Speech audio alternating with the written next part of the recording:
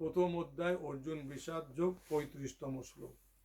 নিহত্য ধার্তরাষ্ট্রান নকা প্রীতি সজ্জনার্দন পাপং এব আশ্রয়েত অস্মান হত্যা এতান আততায়ীন।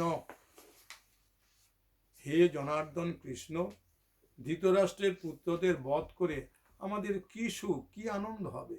এই আক্রমণকারীদের বধ করলে আমাদের পাপই আশ্রয় করবে।